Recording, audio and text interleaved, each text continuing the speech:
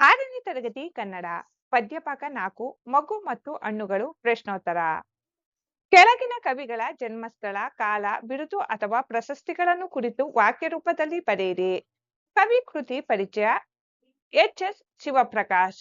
ಇವರು 1954ರಲ್ಲಿ ಬೆಂಗಳೂರಿನಲ್ಲಿ ಜನಿಸಿದರು. ಇವರು ಮಹಾಚೈತ್ರ, ಸುಲ್ತಾನ್ ಟಿಪ್ಪು ಮತ್ತು ನವಿಲು ನಗರ ಮುಂತಾದ ಪ್ರಸಿದ್ಧ ಕೃತಿಗಳನ್ನು ರಚಿಸಿದ್ದಾರೆ. ಇವರ ಸಾಹಿತ್ಯ ಸಾಧನೆಗೆ ಕೇಂದ್ರ ಸಾಹಿತ್ಯ ಅಕಾಡೆಮಿ ಮತ್ತು ಕರ್ನಾಟಕ ನಾಟಕ ಅಕಾಡೆಮಿ ಪ್ರಶಸ್ತಿಗಳು ಲಭಿಸಿವೆ. ಎಚ್.ಎಸ್. ಶಿವಪ್ರಕಾಶ್. ಮುಖ್ಯ ಪ್ರಶ್ನೆ 1. ಕೆಳಗಿನ ಪ್ರಶ್ನೆಗಳಿಗೆ ಉತ್ತರಿಸಿ. ಪ್ರಶ್ನೆ 1. ಕವಿಯ ಪ್ರಕಾರ ಮಗು ಏನಾಗಬೇಕು? ಉತ್ತರ. ಕವಿಯ ಪ್ರಕಾರ ಮಗು ತನ್ನ ಮೈಯೆಲ್ಲ ಮಾಗಿ ಹಣ್ಣಿನ ಅಂಗಡಿಯಂತೆ ಹಣ್ಣಾಗಬೇಕು. ಪ್ರಶ್ನೆ 2. ಮಗು ಯಾವ ಹಣ್ಣಿನ ಹಾಗೆ ಬಾಗಬೇಕು? ಉತ್ತರ. ಮಗು ಪಕ್ವವಾಗಿ ಬೀರಿದ ಬಾಳೆಯ ಹಣ್ಣಿನ ಹಾಗೆ ಕೊಂಚ ಬಾಗಬೇಕು. ಪ್ರಶ್ನೆ 3. ಯಾವ ಹಣ್ಣಿನಂತೆ ಕುಗ್ಗಬೇಕು ಎಂದು ಕವಿಗಳು ಹೇಳುತ್ತಾರೆ? ಉತ್ತರ. ಮನಸ್ಸಿನಲ್ಲಿ ಕಷ್ಟ ಬಂದಾಗ ನಿಂಬೆಯ ಹಣ್ಣಿನ ಹಾಗೆ ಕುಗ್ಗಿ ಒಳಗಿನ ಹಠವನ್ನು ಹುಳಿಮುರಿಯಾಗಿಸಿಕೊಳ್ಳಬೇಕು ಎಂದು ಕವಿ ಹೇಳುತ್ತಾರೆ. ಪ್ರಶ್ನೆ 4. ಅಪರೂಪವಾದ ಹಣ್ಣು ಯಾವುದು? ಉತ್ತರ.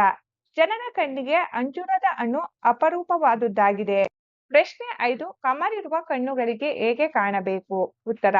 ಬೇಸಿಗೆಯಿಂದ ಕಮರಿರುವ ಕಣ್ಣುಗಳಿಗೆ ದಳದಳ ಕುಯ್ದು ಅರಳಿಸಿದ ತಳತಳ ಕೆಂಡದ ಬಣ್ಣದ ಮಣಿಮಣಿಯಾದ ತನಿರಸದ ಗಣಿಯಂತಿರುವ ದಾಳಿಂಬೆಯಂತೆ ಕಾಣಬೇಕು.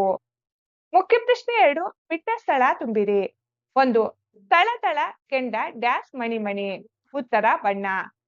ತಳತಳ ಕೆಂಡ ಬಣ್ಣ ಮಣಿಮಣಿ. 2. ಹಬ್ಬಿಕೋ ಡ್ಯಾಶ್ ಬಳ್ಳಿಯ ಹಾಗೆ. ಉತ್ತರ. ದ್ರಾಕ್ಷಿ. ಹಬ್ಬಿ ದ್ರಾಕ್ಷಿ ಬಳ್ಳಿಯ ಹಾಗೆ. 3. ಎಲ್ಲರಿಗೂ ಡ್ಯಾಶ್ ಯಾಲಚ್ಚಿ ಆಗು. ಉತ್ತರ. ದಕ್ಕುವ. ಎಲ್ಲರಿಗೂ ದಕ್ಕುವ ಯಾಲಚ್ಚಿ ಆಗು. 4. ಬೆಲೆಯ ಡ್ಯಾಶ್ ಯಾನ ಹೊರಡದಿರು. ಉತ್ತರ. ರಾಕೆಟ್. ಬೆಲೆಯ ರಾಕೆಟ್ ಯಾನ ಹೊರಟದಿರು. 5. ಸರಿಗಾತ್ರವಾಗಿ ಸಮನಿಸಲಿ ಡ್ಯಾಶ್. ಉತ್ತರ. ನಿನ್ನತನ. ಸರಿಗಾತ್ರವಾಗಿ ಸಮನಿಸಲಿ ನಿನ್ನತನ. ಮುಖ್ಯ ಪ್ರಶ್ನೆ 3. ಈ ಪದಗಳನ್ನು ಬಿಡಿಸಿ ಬರೆಯಿರಿ. ಹಣ್ಣಿನ ಅಂಗಡಿ. ಹಣ್ಣಿನ ಪ್ಲಸ್ ಅಂಗಡಿ. ಕಣ್ಣರಳಿಸು. ಕಣ್ಣನ್ನು ಪ್ಲಸ್ ಅರಳಿಸು. ತುಂಟರೆಸೆಯುವ. ತುಂಟರು ಪ್ಲಸ್ ಎಸೆಯುವ. ಉಳಿ ಕಟ್ಟುವುದು. ಉಳಿ ಪ್ಲಸ್ ಕಟ್ಟುವುದು. ನಿನ್ನೊಳಗೆ. ನಿನ್ನ ಪ್ಲಸ್ ಒಳಗೆ. ಅಪರೂಪವಾಗು. ಅಪರೂಪ ಪ್ಲಸ್ ಆಗು.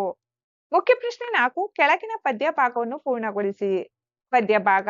ಕೊಬ್ಬಿದರೆ ಚಕ್ಕೋತನೆಯ ಹಾಗೆ, ಕುಗ್ಗಿದರೆ ನಿಂಬೆ ಹಣ್ಣಿನ ಹಾಗೆ, ಉಳಿಗಟ್ಟುವುದು ನಿನ್ನೊಳಗೆ, ಸರಿಗಾತ್ರವಾಗಿ ಸಮನಿಸಲಿ ನಿನ್ನತನ.